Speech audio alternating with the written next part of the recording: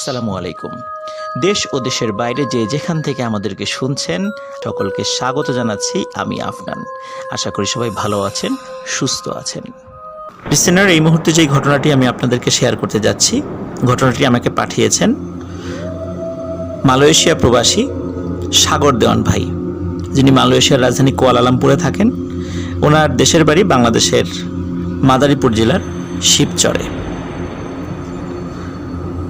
উনি মালয়েশিয়াতে কর্মরত থাকার কারণে অসংখ্য ভিনদেশি ব্যক্তিদের সাথে ওনার পরিচয়, পাকিস্তানি, ইন্ডিয়ান, ইন্দোনেশিয়ান, এরকম আরও অনেকে। এমনই একজন আশিক ভাই, যার বাড়ি পাকিস্তানের করাচি থেকে 300 কিলোমিটার দূরে একটি গ্রামে। আশিক ভাইয়ের সাথেই ঘটে যাওয়া একটি ঘটনা, যেটি সাগর দেওয়ান ভাইকে শেয়ার করেছিলেন এবং সাগর দেওয়ান ভাই এই ঘটনাটি আমাকে পাঠিয়েছেন। তো কথা না বাড়িয়ে সরাসরি ঘটনাতে চলে যাচ্ছি। ঘটনাটির সময়কাল ছিল 2006 সাল। আশিক ভাইয়ের এক বন্ধু ছিল, তার নাম হচ্ছে আনোয়ার। এনারা ছোটবেলা থেকেই একসাথে বড় হয়েছে, একই গ্রামে বাড়ি। 2006 সালে এমন একটি ঘটনা ঘটে যেটা আশিক ভাইয়ের জীবনে একটি আমূল পরিবর্তন এনে দেয়। 2006 সালের কোনো এক বিকেলে আশিক ভাই আনোয়ার ভাইয়ের বাসায় যান। দুজন গল্প করছিলেন। গল্পের এক পর্যায়ে হঠাৎ করে আনোয়ার ভাইয়ের বাবা, উনি আনোয়ার ভাইকে বলেন, জানোয়ার, আজকে তো আমার একটু অসুস্থ লাগছে, কিন্তু একটা জিনিস আমার আনতে যাওয়ার কথা ছিল পাশের গ্রামে, কিন্তু আমি আনতে যেতে পারছি না, কিন্তু জিনিসটা জরুরি ছিল। এখন আনোয়ার ভাই জিজ্ঞেস করে যে তাহলে আমি আনতে যাই। আনোয়ার ভাইয়ের বাবা বলে যে না, ওটা তোমার আনার দরকার নাই, আমি সুস্থ হয়ে যাব, তুমি আমাকে মনে করাই দিও পরে। তো আনোয়ার ভাই বলে যে না, আশিক আমার সাথে আছে, আমরা দুজন হাঁটতে হাঁটতে চলে যাই। তো আনোয়ার ভাই বাবা শুরুর দিকে না করে, কিন্তু পরে দেখলো যে না, যেহেতু আশিক ভাই আনোয়ার ভাইয়ের সাথে আছে, যেতে পারে তারা। এখানে একটু বলে রাখা ভালো যে আনোয়ার ভাইয়ের বাবা, উনি একজন গ্রামের কবিরাজ ছিলেন, টুকটাক চিকিৎসা করতেন এবং প্যারানর্মাল বিষয়েরও কিছু ট্রিটমেন্ট উনি করতেন। গ্রামে মোটামুটি তার বেশ নাম ডাক ছিল। যাওয়ার সময় আনোয়ার ভাইয়ের বাবা আনোয়ার ভাইকে একটা বিষয় বলে দেন, সেটি হচ্ছে যে তোমাকে যে জিনিসটা দেয়া হবে, এই জিনিসটা দেওয়ার পরে যিনি দেবেন, তিনি যে ধরনের ইনস্ট্রাকশন তোমাদেরকে দেবেন তার কোনো ব্যত্যয় যেন না ঘটে। তো আনোয়ার ভাই বলেন যে ঠিক আছে, কোনো ব্যত্যয় ঘটবে না। তারপর তারা পাশের গ্রামের দিকে যাত্রা শুরু করেন। আসলে যার কাছে যাচ্ছিলেন তিনিও একজন কবিরাজ ছিলেন। এই দুইজন, আনোয়ার ভাইয়ের বাবা এবং ওই কবিরাজ, দুইজন বন্ধু ছিলেন। এদিকে আনোয়ার ভাই এবং আশিক ভাই তারা যাত্রা শুরু করে। এখানে বলে রাখা ভালো যে দুই গ্রামের মধ্যবর্তী দূরত্ব ছিল 2 কিলোমিটার এবং প্রতিমধ্যে একটি ছোট্ট নদী পড়ে, যে নদীটি পার হতে 10 মিনিটের মতো লাগে নৌকায় পার হতে। সেখানে ইঞ্জিন চালিত নৌকা ছিল না, মানে খেয়া নৌকা আর কি, যেটা আপনার বৈঠা দিয়ে মানে আপনাকে নদী পার হতে হবে। তো ওনারা চিন্তা করেন যে মাগরিবের নামাজটা আমরা ওই জায়গায় গিয়ে পড়বো, ওই কবিরাজের বাড়ির ওখানে গিয়ে পড়বো। তো এই জন্য ওনারা তাড়াতাড়ি পা চালানো শুরু করেন। পা চালাতে চালাতে যখন নদীর কাছে চলে আসেন, নদীতে অসংখ্য নৌকা ছিল, একটি নৌকায় ওনারা পার হয়ে যান। পার হয়ে মাগরিবের আজানের আগেই ওনারা ওই কবিরাজের বাড়িতে পৌঁছে যান এবং কবিরাজ বাড়িতেই ছিল।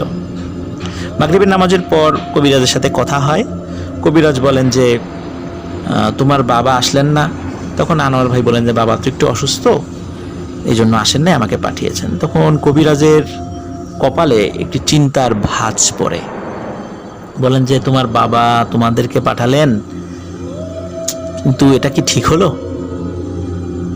তোমাদেরকে এই জিনিসটা দেয়া ঠিক হবে কিনা আমি ভাবছি। তখন আনোয়ার ভাই বললো যে কোনো সমস্যা নেই, আমার সাথে আমার বন্ধু আছে, আমি তো একা না, আমরা দুজন আছি, আপনি নির্দ্বিধায় আমাদেরকে দিয়ে দিতে পারেন। তখন আনোয়ার ভাইয়ের সাথে থাকা মোবাইলে তিনি আনোয়ার ভাইয়ের বাবার সাথে ফোনে কথা বলেন। তার বাবা বলেন যে ওদেরকে দিয়ে দেন। আচ্ছা ঠিক আছে, দিয়ে দিচ্ছি। ওনাদের কাছে, আনোয়ার ভাই এবং আশিক ভাই দুজনের কাছে বাটনওয়ালা ফোন ছিল। তখন কিন্তু স্মার্টফোন এতটা আসেনি, 2006 সালের দিকে এতটা মানে স্মার্টফোনের প্রচলন হয়নি। ওনার কাছে বাটনওয়ালা ফোন ছিল। এবং ফোন ফুল চার্জ ছিল। ফুল চার্জ দিয়ে ওনারা নিয়ে গেছেন, যদি যেহেতু পথে যাবে আবার ফিরবে, মোবাইলে চার্জ এই জন্য ভালো করে দিয়ে নিয়ে গিয়েছিলেন। কবিরাজ বলেন তোমরা এশার নামাজ পর্যন্ত ওয়েট করো, এশার নামাজের পরে আমরা একসাথে খাওয়া দাওয়া করে তারপরে ওই জিনিসটা তোমাদেরকে দেব, তোমরা তখন চলে যাও। বলে আচ্ছা ঠিক আছে। তখন এশার নামাজ পর্যন্ত গল্প গুজব করে কাটিয়ে দেয় আনোয়ার ভাই এবং আশিক ভাই।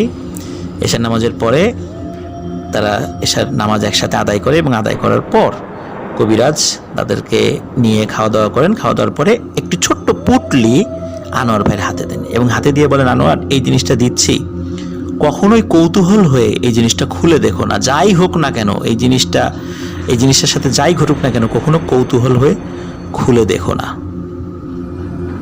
আর রাস্তায় যাই ঘটুক না কেন বাসায় চলে যাওয়ার চেষ্টা করো। এই জিনিসটা কারো কথা শুনে কাউকে দিয়ে দিও না, তাহলে আরো বিপদ হবে। তো কবিরাজকে সালাম জানিয়ে আনোয়ার ভাই এবং আশিক ভাই তারা বাড়ির পথে যাত্রা শুরু করেন। কিছুদূর আসার পরেই সেই ছোট্ট নদীটি পড়ে, কিন্তু রাত একটু বেশি হয়ে যাওয়ার কারণে নদীতে কোনো নৌকা ছিল না। তখন তারা চিন্তা করে যে নৌকা এখন কোথায় পাই, কিভাবে পার হব। হঠাৎ করে যে জায়গায় নৌকা ছিল না সেই জায়গায় একটি নৌকা তারা দেখে। ওরা দুজন অবাক হন, কি ব্যাপার, এই নৌকা কোথা থেকে এলো, একটু আগেও তো এখানে নৌকা ছিল না।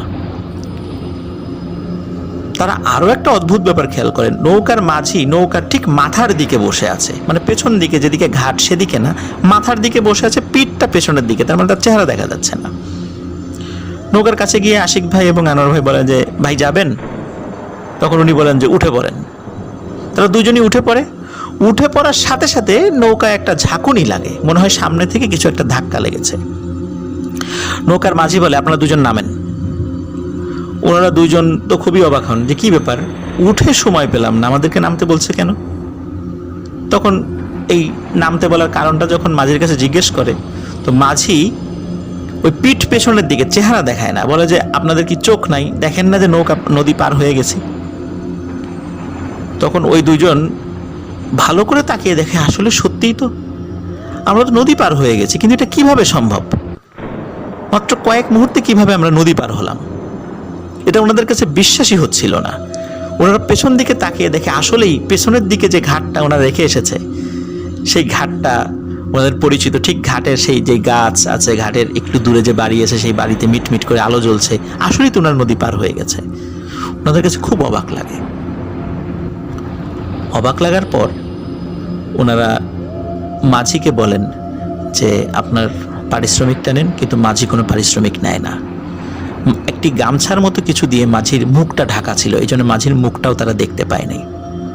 মাঝি কোনো টাকা নেয় না, বরঞ্চ মাঝি ওই দুইজনের সাথে খারাপ ব্যবহার করে।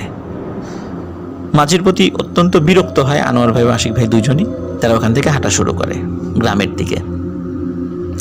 কিছু দূর আসার পরে হঠাৎ করে সাদা আলখেল্লা পরা একজন বৃদ্ধ লোকের সাথে আনোয়ার ভাই এবং আশিক ভাই দেখা হয়। বৃদ্ধ লোক নিজেই সালাম দেন, সালাম দিয়ে বলেন তোমরা কোথায় যাচ্ছ?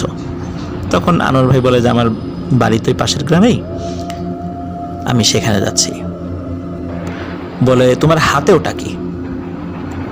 আনোয়ার ভাই বলে যে এটা আমার বাবার কাছে দিতে হবে, আমি জানি না এর মধ্যে কি আছে। বলে তোমার তো জানা উচিত ছিল এর মধ্যে কি আছে। তো আনোয়ার ভাই ওনার কথা একটু বিরক্ত হয় যে চিনি না জানি না, হঠাৎ করে এই ধরনের কথা বলে।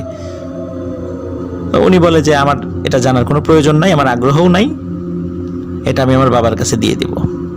তখন ওই মুরব্বী বলে এটা তোমরা নিয়ে যেও না, এটা নদীতে ফেলে দাও। তো ওনার এই কথা শুনে আনোয়ার ভাই খুব বিরক্ত হয়, বলে চিনি না জানি না, হঠাৎ করে সেই ধরনের কথা জিজ্ঞেস করছে, আবার বলে এটা নদীতে ফেলে দাও। উনি সাফ সাফ উত্তর দিয়ে দেন যে এটা নদীতে ফেলবো না, আপনার কথায় কেন ফেলবো, এটা আমি আমার বাবার কাছে দিয়ে দিব। এই কথা বলে ওনারা আবার হাঁটা শুরু করে। পেছন থেকে ওই মুরব্বী বারবার বলছে এটা নিয়ে যেও না, তোমাদের কিন্তু সামনে বিপদ হবে। আনোয়ার ভাই এই কথায় কোনো ভ্রুক্ষেপই করে না, কিন্তু আশিক ভাই উনি আনোয়ার ভাইকে বলছে জানোয়ার আসলে কি জিনিসটা নিয়ে যাওয়া ঠিক হচ্ছে, কোনো বিপদ তো হতেও পারে। তা আনোয়ার ভাই বলে যে ধুর এসব কথায় কোনো পাত্তা দিস না, চল। তো ওনারা হাঁটা শুরু করে। ওনারা যখন হাঁটছিলেন ওনাদের সাথে থাকা যেই মোবাইল ফোন ছিল সেই মোবাইল ফোনে থাকা টর্চ লাইট জ্বালিয়ে ওনারা হাঁটছিলেন। হঠাৎ দুজনের ফোন একই সাথে বন্ধ হয়ে যায় এবং ওনারা অনেক চেষ্টা করেন, কোনোভাবেই ওনারা ফোনটা অন করতে পারছিলেন না। এদিকে অন্ধকার, মোটামুটি চাঁদের আলো, হালকা হালকা চাঁদের আলো ছিল। এই হালকা চাঁদের আলোতে যতটুকু পথ দেখা যায় ওনারা হাঁটা শুরু করেন। বেশ খানিকক্ষণ হাঁটার পরে হঠাৎ করে ওনারা উপলব্ধি করেন যে ওনারা পথ ভুল করে একটি শ্মশানের এরিয়ায় ঢুকে পড়েছেন। ওনারা চিন্তা করেন যে কি ব্যাপার, পথ ভুল করে এভাবে শ্মশানের এরিয়ায় ঢুকে পড়লাম, এত বড় ভুল কিভাবে হলো? কারণ আমরা যেখান থেকে হাঁটা শুরু করেছি সেখান থেকে হিন্দু সম্প্রদায়ের এরিয়াটা বেশ দূরে এবং সেই এরিয়া থেকে আবার শ্মশান আরও দূরে। আমরা এত দ্রুত কিভাবে শ্মশান এরিয়ায় চলে আসলাম? কেনই বা মোবাইল ফোন চার্জ থাকার পরেও বন্ধ হয়ে গেল? দুজনেরটা একসাথে কেন সেটা অন হচ্ছে না? ওনারা বুঝতে পারেন যে ওনাদের সাথে কোনো ঘটনা ঘটছে, কারণ নদী থেকে শুরু করে নিয়ে এখন পর্যন্ত বেশ কিছু ঘটনা ঘটেছে। ওনারা শ্মশান থেকে বের হওয়ার চেষ্টা করেন, কিন্তু অনেকক্ষণ ধরে হাঁটাহাঁটি করার পরেও ওনারা ওই শ্মশান এরিয়া থেকে বের হতে পারছিলেন না। হঠাৎ করে সেই মুরব্বিটা আবার ওনাদের সামনে চলে আসে, এসে বলে, আনোয়ার, তোমাদেরকে বারবার বলেছিলাম তোমরা এই জিনিসটা রেখে যাও, আমার কথা শুনলে না। আনোয়ার ভাই তখন ফিল করেন ওনার হাতে থাকা জিনিসটা আগের থেকে বেশ ভারী হয়ে গেছে এবং মনে হচ্ছে ওর ভেতর থেকে কোনো জিনিস নড়াচড়া করছে। মনে হচ্ছে ওখানে কোনো প্রাণী, জীবন্ত প্রাণী আছে এটার মধ্যে, নড়াচড়া করছে। কিন্তু এতক্ষণ তো এরকম মনে হয় নাই, এখন কেন মনে হচ্ছে? আনোয়ার ভাই ভয় পান, কিন্তু উনি ওনার সংকল্পে দৃঢ় থাকেন। উনি বলেন, আমি এটা আমার বাবার কাছে অবশ্যই পৌঁছে দেবো, আপনার কথায় এটা আমি কোনোভাবেই কোথাও রেখে যাব না। আশিক ভাই তখন মারাত্মক ভয় পান। আশিক ভাই বারবার আনোয়ারকে বলেন, জানোয়ার, এটা রেখে দে, রেখে দে, এত বড় ঝামেলা করার দরকার নাই, রেখে দে, এটা ওনাকে দিয়ে দে। তখন আনোয়ার ভাই বলেন, না, আমি এটা দেবই না। আনোয়ার ভাই খুবই একগুঁয়ে আচরণ করেন, যেটা উনি কোনোভাবেই দেবেন না। যখন উনি ফাইনালি ওই জুব্বা পরা, আলখেল্লা পরা ওই মুরব্বীকে বলেন যে কোনোভাবে দেবেন না, হঠাৎ করে আনোয়ার ভাই এবং আশিক ভাই দুইজনই উপলব্ধি করতে পারেন যে ওনাদের পা মনে হচ্ছে মাটিতে আটকে গেছে, কিছুতেই ওনারা পা সরাতে পারছেন না, মনে হচ্ছে পা অবশ হয়ে গেছে। আশিক ভাই তখনও আনোয়ার ভাইকে বলছেন, আনোয়ার, এটা রেখে দে। তখন আনোয়ার ভাই, ওনার মনে হয়েছে যে আসলে আমরা বড় বিপদে পড়ে গেছি, এটা নিয়ে হয়তো বা যাওয়াটা আর পসিবল হবে না। কিন্তু অদ্ভুত ব্যাপার হলো, ওনার হাতে থাকা ওই জিনিসটা উনি আর রাখতে পারছিলেন না। মনে হচ্ছে যে ওটা হাতের সাথে লেগে গেছে, উনি কিছুতেই মাটিতে সেটা রাখতে পারছিলেন না, ওনার ছোড়াতে পারছিলেন না। এবং আরও অদ্ভুত ব্যাপার এবং ভয়ানক ব্যাপার হলো, আনোয়ার ভাই আশিক ভাইকে বলে, আশিক, আমি মনে হয় মাটির নিচে ঢুকে যাচ্ছি, আমি মনে হয় মাটির নিচে ঢুকে যাচ্ছি, কে যেন আমাকে মাটির নিচ থেকে টানছে। আশিক ভাই তাকে হাত ধরে অনেক চেষ্টা করেন, কিন্তু সব চেষ্টাই ব্যর্থ হয়। আশিক ভাইয়ের সামনে আনোয়ার ভাইকে মাটির নিচে নিয়ে যাওয়া হয়। এরপরে আশিক ভাইয়ের আর কিছু মনে নাই। আশিক ভাই সকালে যখন জ্ঞান ফেরে তখন দেখে ওই পুটলিটা আশিক ভাইয়ের হাতে। সকাল হয়ে গেছে, আনোয়ার ভাইকে ডাকাডাকি করে, কোথাও খুঁজে পাওয়া যায় না। পুটলিটি নিয়ে দ্রুত আনোয়ার ভাইয়ের বাড়িতে ফিরে যান। যাওয়ার পরে আনোয়ার ভাইয়ের বাবাকে যখন এই বিষয়টা বলতে যাবেন, তার আগেই দেখেন আনোয়ার ভাইয়ের বাবা বেশ উদ্বিগ্ন। তখন আনোয়ার ভাইয়ের বাবা বলেন যে, তোমাদের ফিরতে দেরি হচ্ছে দেখে আমি তোমাদেরকে খুঁজতে গিয়েছিলাম, কিন্তু কোথাও খুঁজে পাইনি। কি হয়েছে বলো তো? আশিক ভাই সব ঘটনা খুলে বলেন। ঘটনা খুলে বলার সাথে সাথে আনোয়ার ভাইয়ের বাবা কান্নায় ভেঙে পড়েন, বলে, আমার আশিক আর নাই, আশিককে ওরা মেরে ফেলেছে। তুমি বেঁচে গেছো শুধু একমাত্র কারণ, সেটা হলো তুমি বলেছিলে যে এই পুটলিটা নিয়ে যাওয়ার দরকার নেই, এই কারণেই ওরা তোমার কোনো ক্ষতি করেনি। আশিক ভাই জিজ্ঞেস করে আনোয়ার ভাইয়ের বাবাকে, আসলে এই পুটলির মধ্যে কি আছে যার কারণে এত ঘটনা। তখন আশিক ভাইয়ের কাছে আনোয়ার ভাইয়ের বাবা বলেন, তোমরা প্রতিমধ্যে যে মুরব্বীর সাথে মানে সাক্ষাৎ করেছিলে বা তার সাথে দেখা হয়েছিল, এই পুটলির মধ্যে ওই মুরব্বীর একটি কাটা আঙ্গুল, যে আঙ্গুলের সাথে একটি আংটি রয়েছে, তার মাথার চুল এবং দাড়ির অংশ বিশেষ রয়েছে। তখন আনোয়ার ভাইয়ের বাবা বলেন, এটি ছিল একটি জিন, এবং জিনের এই জিনিসটাই ছিল, এই জিনিসগুলোই ছিল হচ্ছে পুটলির ভিতরে। তো আনোয়ারের উচিত ছিল এত বিপদ দেখে শুরুতেই এই জিনিসগুলো দিয়ে দেয়া, তাহলে হয়তো বসে বেঁচে যেত। আনোয়ার ভুল করেছে। আশিক ভাই প্রিয় বন্ধুকে হারিয়ে অত্যন্ত শোকাতুর হয়ে পড়েন এবং এখনো পর্যন্ত বন্ধুর হারানোর এই বিয়োগ বেদনা উনি বয়ে বেড়াচ্ছেন। এই ঘটনাটি সাগর দেওয়ান ভাইয়ের কাছে আশিক ভাই শেয়ার করেছিলেন। প্রিয় লিসেনার্স, এটি ছিল ঘটনা। প্রিয় লিসেনার্স, ঘটনাটির সময় অনেক আগে, 1950 সালের দিকে। আশিক ভাইয়ের দাদা, তার নাম ছিল সরফরাজ, এবং তার ছোট ভাইয়ের নাম ছিল শাহনেওয়াজ। সরফরাজ এবং শাহনেওয়াজ দুইজন একত্রে রাত্রে তাদের বাড়ির পাশে বয়ে যাওয়া একটি ছোট্ট নদীতে মাঝে মধ্যেই মাছ ধরতে যেতেন। এটা শখের বশে মাছ ধরতেন, রাত জেগে মাছ ধরতেন। সকালবেলা সেই মাছ পরিবারের জন্য কিছু রাখতেন, আর যদি এক্সট্রা থাকতো তাহলে সেটা বিক্রি করে দিতেন। তো একদিন সরফরাজ, মানে যিনি আশিক ভাইয়ের দাদা, উনি শারীরিকভাবে অসুস্থ ছিলেন, কিন্তু ওই দিন মাছ ধরতে যাওয়ার কথা ছিল দুই ভাইয়ের একসাথে। শাহনেওয়াজ এসে বড় ভাইকে যখন বলে, তখন বড় ভাই নিজের অসুস্থতার কথা জানান এবং তাকে সরফরাজকে বলেন যেন সরফরাজও আজকে মাছ ধরতে না যায়। ওই দিন ছিল আবার পূর্ণিমা। পূর্ণিমাতে নদীতে নাকি ভালো মাছ পাওয়া যায়। তো সরফরাজ কিছুতেই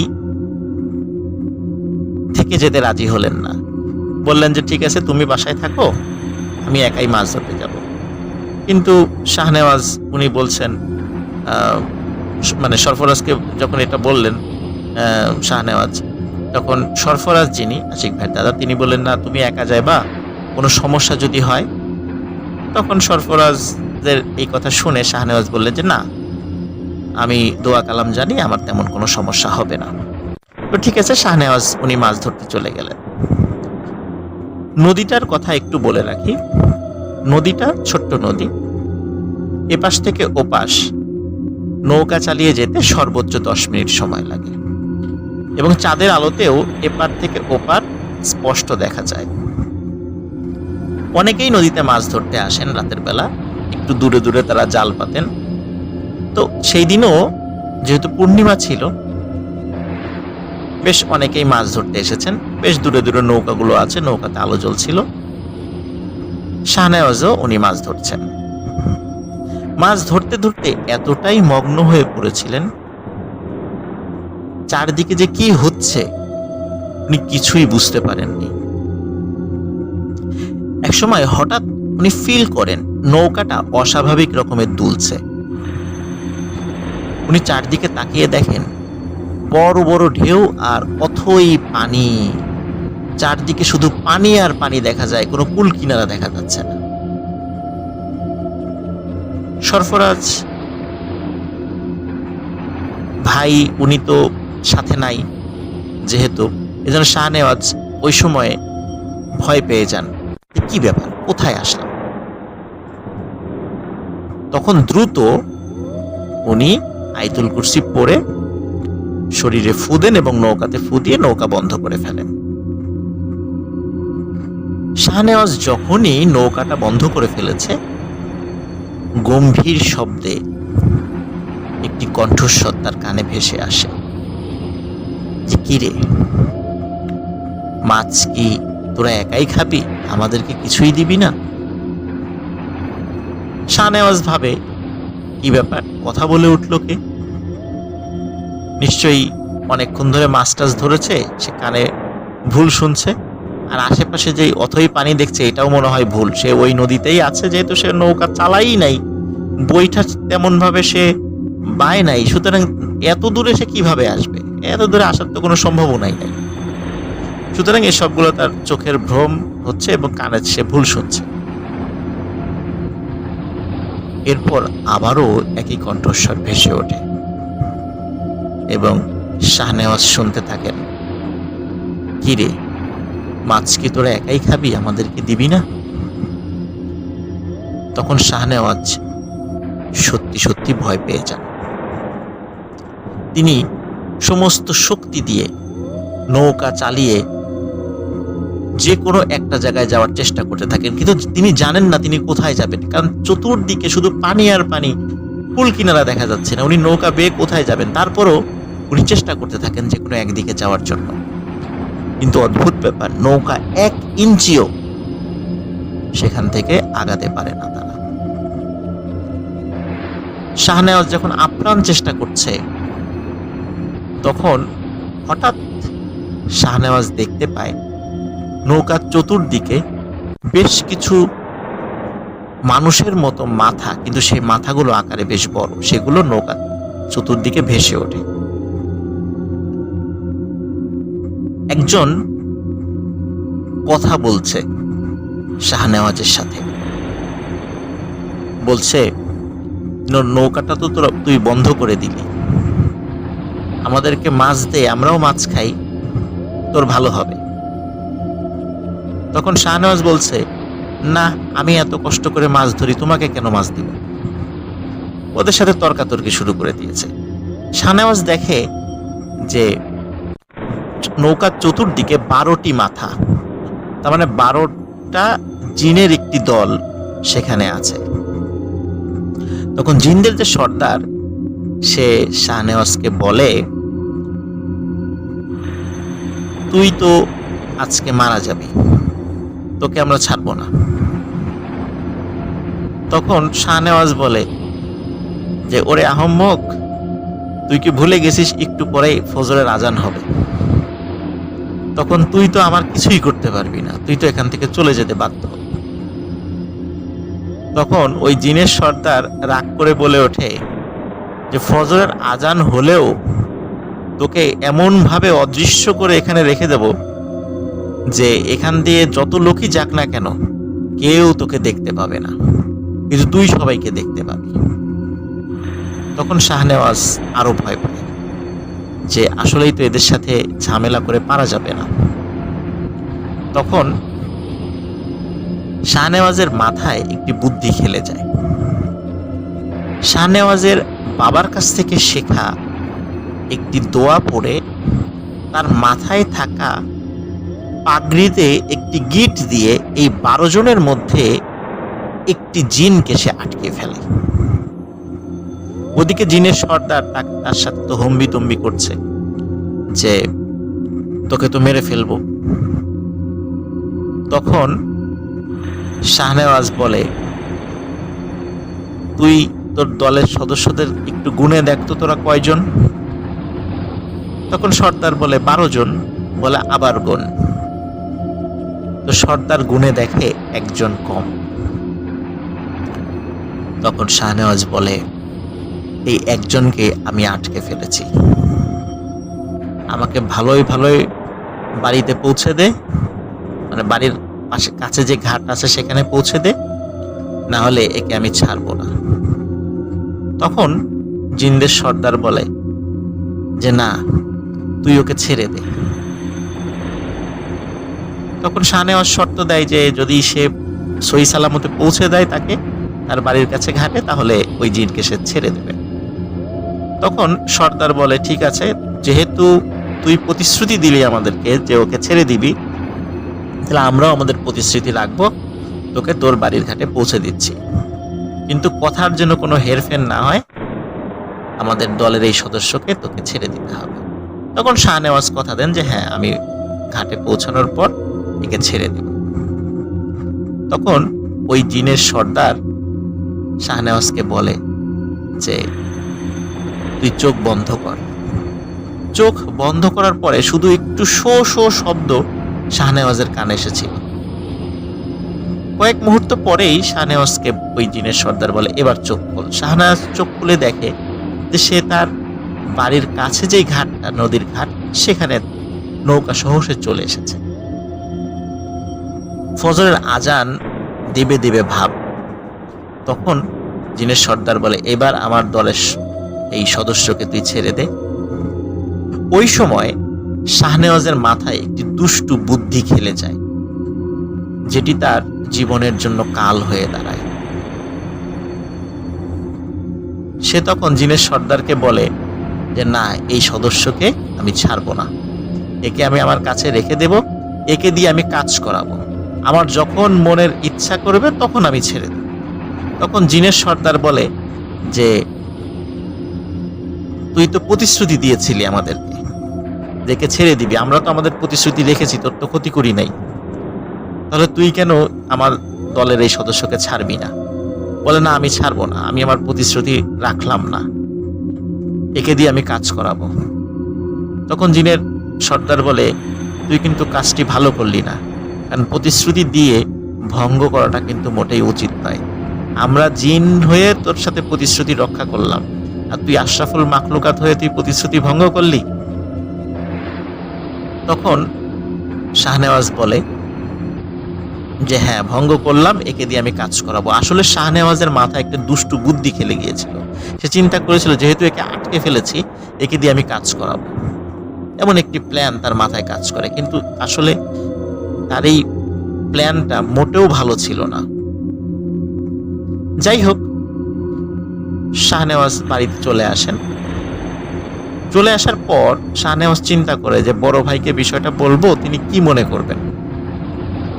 তখন বড় ভাইকে উনি কিছু বলেন না, বরং বড় ভাইকে গিয়ে, মানে বড় ভাই যিনি সরফরাজ, যিনি আশিক ভাই দাদা, তাকে গিয়ে বলেন যে বড় ভাই, তোমার কষ্ট করে রাত্রেবেলা মাছ ধরতে যাওয়ার দরকার নাই, আমি একাই মাছ ধরবো, কোনো সমস্যা নেই, তুমি বাসায় থাকো। তো বড় ভাই বলে যে কি ব্যাপার, আমরা একসাথে মাছ ধরতাম, তুমি আবার কেন একা একা মাছ ধরতে চাচ্ছ? তখন বলে যে না, আমি একাই মাছ ধরবো, তুমি দেখবা যে অনেক মাছ পাচ্ছি আমি। তো বড় ভাই আসলে শুরুর দিকে কিছু মানে বুঝতে পারে নাই। উনি বলে যে ঠিক আছে, তুমি যদি একা মাছ ধরো, আমার কোনো সমস্যা নেই। এখন প্রতিদিন শাহনেওয়াজ যে কাজটি করেন সেটা হচ্ছে ওনার মাথার ওই পাগড়িটা উনি সাথে নিয়ে যান, বিশেষ ওই পাগড়িটা যেটাতে একটি গিট দিয়ে, দোয়া পরে একটি গিট দিয়ে একটি জিনকে উনি আটকে ফেলেছিলেন। উনি যখনই নৌকা নিয়ে মাছ ধরতে যেতেন, তখনই ওই 12টা জিনের যেই দলটা ছিল তার মধ্যে একটা তো বন্দী ছিল, আর ওই যে সর্দার সহ আরো 10 জন, মানে মোট 11 জন, তারা ওই নৌকার কাছে এসে হাজির হতো। এসে বলতো যে শাহনেওয়াজ, আমাদের দলের এই সদস্যকে ছেড়ে দে। তখন শাহনেওয়াজ বলতো যে ঠিক আছে, তাহলে আমাকে মাছ ধরে দে, তাহলে বিবেচনা করব। তখন কি করতো যে ওই জিনেরা তাদেরকে, মানে শাহনেওয়াজকে মাছ ধরে দিত, মানে এত পরিমাণে দিত না যাতে করে মানুষের মনে সন্দেহ হতে পারে, মোটামুটি ভালো মাছ ধরে দিত। এখন শাহনেওয়াজের বড় ভাই সরফরাজ উনি দেখে কি ব্যাপার, শাহনেওয়াজ তো ভালোই মাছ ধরতে পারে একা একা গিয়ে, তা আমি আর না যাই। এদিকে শাহনেওয়াজও বড় ভাইকে বলে যে ভাই, তোমার যাওয়ার দরকার নেই। এই জন্য আসলে সরফরাজ, যিনি আশিক ভাইয়ের দাদা, উনি শাহনেওয়াজের সাথে ওইভাবে মাছ ধরতে যাওয়ার আর ইচ্ছা পোষণ করে না। কিন্তু কেন যেন সরফরাজের মনে একটি সন্দেহ জাগে যে কি ব্যাপার, আসলে কি ঘটছে, শাহনেওয়াজ এত মাছ কিভাবে পায়। কিন্তু আসলে শাহনেওয়াজ যে জিনদেরকে দিয়ে কাজ করিয়ে নিচ্ছে, এটি তিনি বুঝতে পারেন নাই।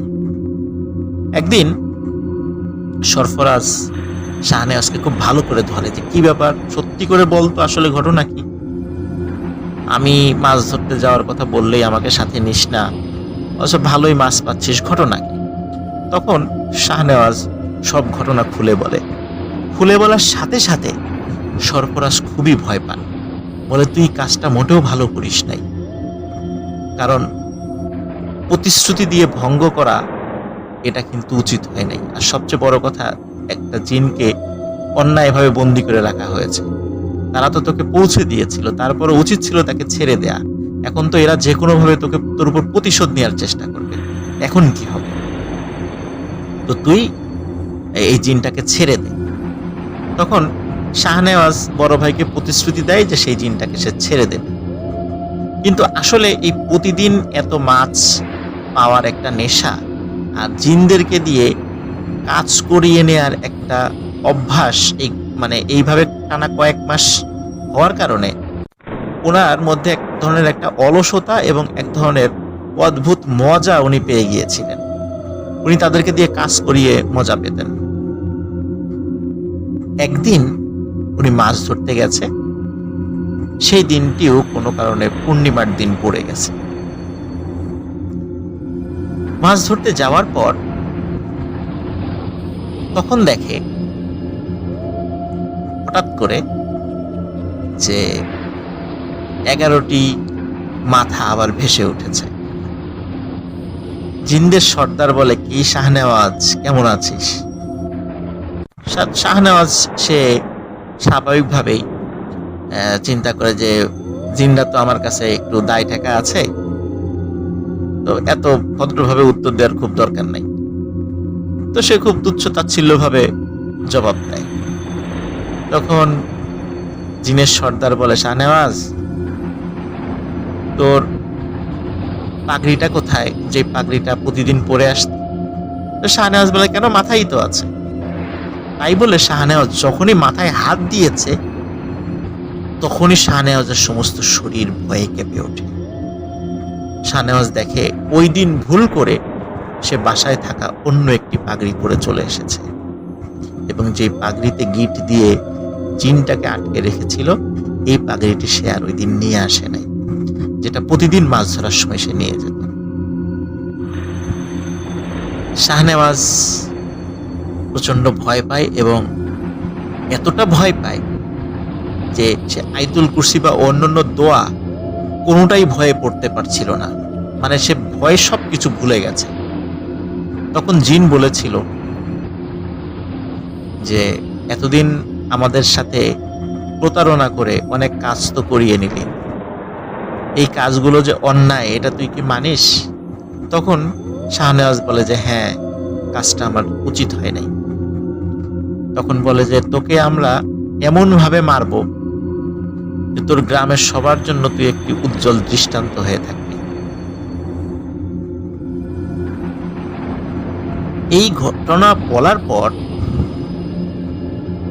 লিসেনার্স, আশিক ভাই যিনি এই গল্পটি সাগর দেওয়ান ভাইয়ের কাছে বলেছিলেন, তিনি বেশ কান্নাকাটি করেন, কারণ এটা খুবই একটা প্যাথেটিক বিষয়। এখন বলতে পারেন যে যেহেতু শাহনেওয়াজ মারা গেলেন, ঘটনাটি আসলে কে পরবর্তী ঘটনাটা আমাদের কাছে এনে দিল, এটি বলছি প্রিয় লিসেনার্স। আসলে পরের দিন তার যে বড় ভাই সরফরাজ, উনি দেখেন যে শাহনেওয়াজ বাড়িতে ফেরে নাই। উনি চিন্তায় পড়ে যান, কারণ উনি তো জানতেন যে এরকম একটা দুর্ঘটনা ঘটতে পারে। শাহনেওয়াজ যদি প্রতিশ্রুতি যেহেতু রক্ষা করে নাই জিনদের সাথে, তো উনি সকালবেলায় অন্যান্য যারা মাঝি মাল্লা যারা আছে, যারা মাছ ধরতে গিয়েছিল জেলে, তাদের সাথে কথা বলা শুরু করে। তারা বলে, হ্যাঁ, সরফরাজ তো রাত্রেবেলা গিয়েছিল, কিন্তু তারপরে আমরা তাকে দেখি নাই। তখন গ্রামের সবাইকে এই ঘটনাটি খুলে বলে, শাহনেওয়াজের কথা আর কি।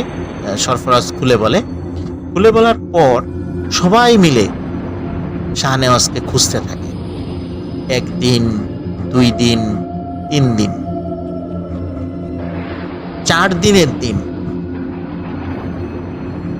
একটি বিষয় সবাই লক্ষ্য করে। 4 দিনের মাথায় দেখা যায় নৌকার নৌকার তো 2টা মাথা থাকে, দুপাশে চোখা থাকে, তো একটা মাথা নদীর তলদেশ থেকে ভেসে উঠেছে আর আরেকটা মাথা নিচের দিকে।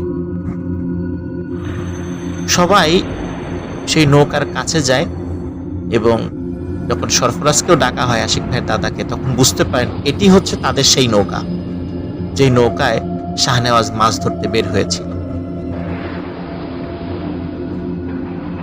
কিন্তু আরো অদ্ভুত ব্যাপার কি, যে নৌকার যেই দৈর্ঘ্য এবং নদীর যেই গভীরতা, নদীর গভীরতা কিন্তু আরো বেশি। নৌকাটা যদি খাড়া করে ডুবিয়ে দেয়া যায় তারপরেও নদীর তলদেশে পৌঁছাবে না, কিন্তু কিভাবে এই নৌকাটা খাড়াভাবে পানির মধ্যে ভেসে উঠেছে। সবাই নৌকাটা নাড়ানোর চেষ্টা করে, কিন্তু প্রত্যেকেই ফিল করে এই নৌকাটি শক্ত হয়ে আছে, মনে হচ্ছে নৌকার অপর মাথা মাটির মধ্যে গেড়ে দেয়া। কিন্তু নৌকা তো এত বড় নয়, আর এখানে গভীরতাও বেশি।